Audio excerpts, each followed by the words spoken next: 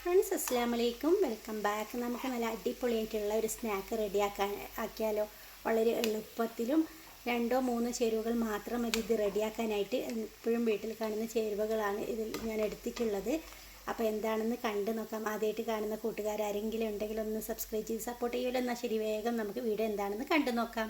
Pan എടുക്കുക. അതിലോട്ട് ഞാനിപ്പോൾ 1/2 കപ്പ് പാൽ ഒഴിച്ച് കൊടുക്കുന്നുണ്ട്. ഇനി നമുക്ക് ഇതിലോട്ട് ഒരു 1/4 ടീസ്പൂണ് ഉപ്പ് ചേർത്ത് കൊടുക്കുക. ടേസ്റ്റ് ബാലൻസിന് വേണ്ടിയിട്ടുള്ള ഉപ്പാണ് ചേർത്തിട്ടുള്ളത്. ഇനി നമുക്കൊരു 1/4 കപ്പിലും കുറച്ച് താഴെ 3 സ്പൂണാണ് ഞാൻ ഇവിടെ പഞ്ചസാര എടുത്തിട്ടുള്ളത്. അത് നിങ്ങളുടെ ഇഷ്ടത്തിനനുസരിച്ചിട്ട് എടുക്കാം കേട്ടോ. എന്നിട്ട് എല്ലാം കൂടി ഒന്ന് മിക്സാക്കി കൊടുക്കണം.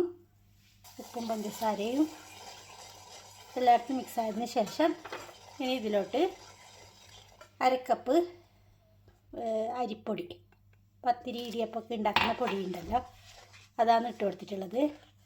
കട്ടകളൊന്നുമില്ല, അതൊന്ന് മിക്സാക്കി എടുക്കണം. ഇപ്പോൾ ഞാൻ ഫ്ലെയിം ഓണാക്കിയിട്ടില്ല. നല്ലോണം മിക്സാക്കിയതിന് ശേഷം നമുക്ക് സ്റ്റൗവിൽ വെച്ച് കൊടുക്കാം.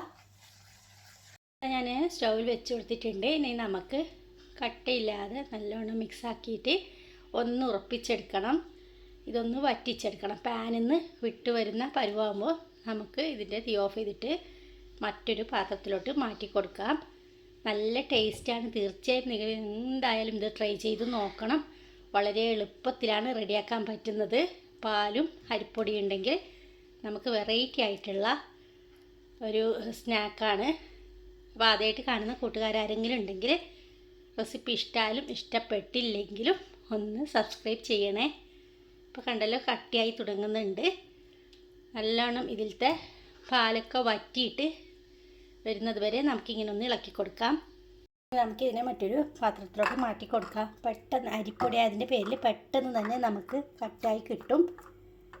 ഇനി നമുക്ക് ഉള്ളത് ബിസ്ക്കറ്റാണ്. ഏത് ബിസ്ക്കറ്റ് വേണമെങ്കിലും എടുക്കാം. ഇപ്പം ഞാൻ എള്ളുള്ള ബിസ്ക്കറ്റ് എടുത്തതേ ഉള്ളൂ. നിങ്ങളുടെ കയ്യിൽ ഏത് ബിസ്ക്കറ്റാണോ ഉള്ളത് അത് 2 എടുത്തിട്ട് ഇതിനൊന്ന് ഫൈനായിട്ടൊന്ന് പൊടിച്ചെടുക്കണം.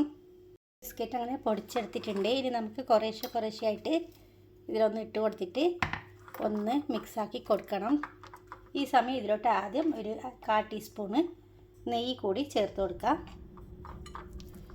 എന്നിട്ട് നമുക്ക് ഒന്ന് മിക്സാക്കി കൊടുക്കാം. സ്പാച്ചിലോട് മിക്സാക്കുന്ന വെച്ചാൽ നല്ല ചൂടുണ്ട്. അപ്പോൾ കൈ പൊള്ളാതിരിക്കാൻ വേണ്ടിയിട്ടാണ് സ്പാച്ചില വെച്ചിട്ട് മിക്സാക്കുന്നത്. കുറച്ച് കഴിയുമ്പോഴത്തേക്കും ഇതിൻ്റെ ചൂട് പോയി കിട്ടും. ബാക്കിയുള്ള ബിസ്ക്കറ്റും കൂടി ഇതിൽ ഇട്ട് കൊടുക്കാം.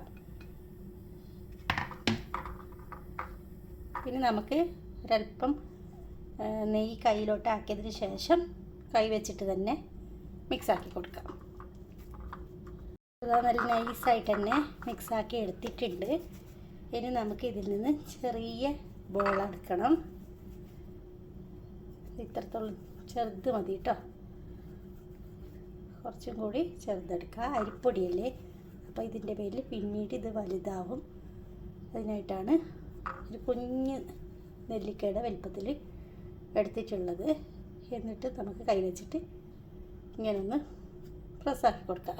അതിനുശേഷം പ്രസ്സാക്കിയതിന് ശേഷം നമുക്ക് കത്തി വെച്ചിട്ട് ഇങ്ങനൊന്ന് കീറിട്ട് കൊടുക്കാം.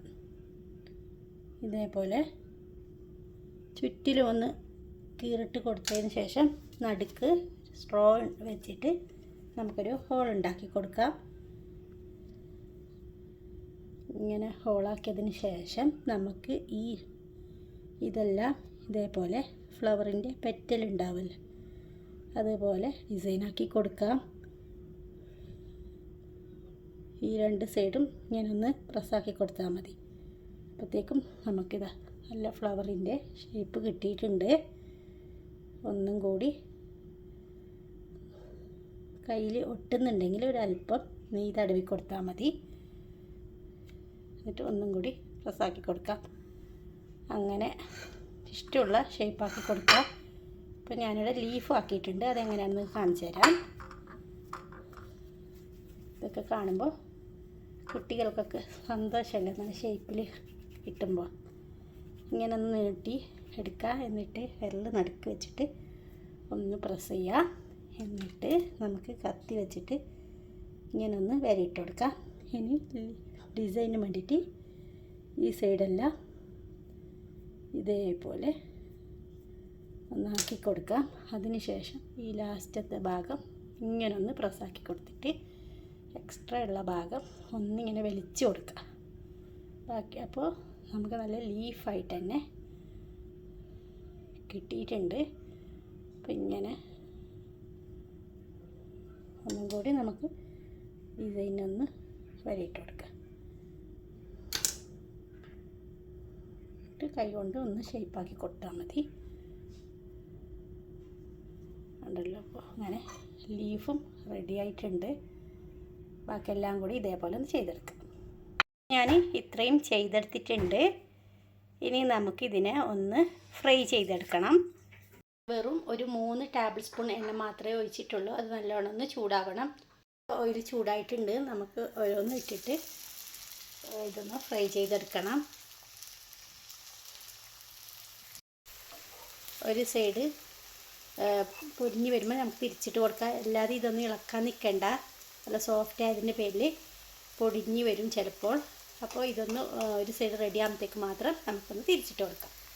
ഞാൻ തിരിച്ചിട്ട് കൊടുത്തിട്ടുണ്ട്. തീ ഒന്ന് കുറച്ച് കൊടുക്കണം. നല്ല ഹൈ ഫ്ലെയിമിൽ ഇടണ്ട കേട്ടോ. ഒരു മീഡിയത്തിൽ കുറച്ച് താഴെയിട്ട് കൊടുത്താൽ മതി. കാരണം ഇത് പാൽ കൊണ്ട് നമ്മൾ കുഴച്ചതിൻ്റെ പേരിൽ പെട്ടെന്ന് പുറം വശം പൊരിയാനും അകം വശം വേവാതെയും കിട്ടും. അതിൻ്റെ പേരിലാണ് തീ ഒന്ന് കുറച്ച് കൊടുത്തിട്ട് തിരിച്ച് മറിച്ച് വിട്ടിട്ട് ഒന്ന് ഫ്രൈ ആക്കി എടുത്താൽ മതി. ഞാൻ ഫുള്ളായിട്ട് ഫ്രൈ ചെയ്തെടുത്ത് വന്നിട്ടുണ്ട്. അങ്ങനെ പൂക്കളും ഇലകളൊക്കെ റെഡി ആയിട്ടുണ്ട്. അപ്പോൾ ഓണമൊക്കെയല്ലേ വരുന്നത്. അപ്പോൾ നമുക്ക് ഫുഡിലും പൂക്കളും ഇലകളൊക്കെ ഉണ്ടാക്കിയെടുക്കാം. അപ്പോൾ എല്ലാവർക്കും ഇഷ്ടപ്പെട്ടെന്ന് വിചാരിക്കുന്നു. ഇപ്പം തന്നെ നല്ലൊരു മണമാണ് ഇതിനുള്ളത്. അപ്പോൾ എന്തായാലും ട്രൈ ചെയ്ത് നോക്കണം കേട്ടോ. ഇഷ്ടമായാലും ലൈക്ക് ചെയ്യാനും ഷെയർ ചെയ്യാനൊന്നും മറക്കരുത്.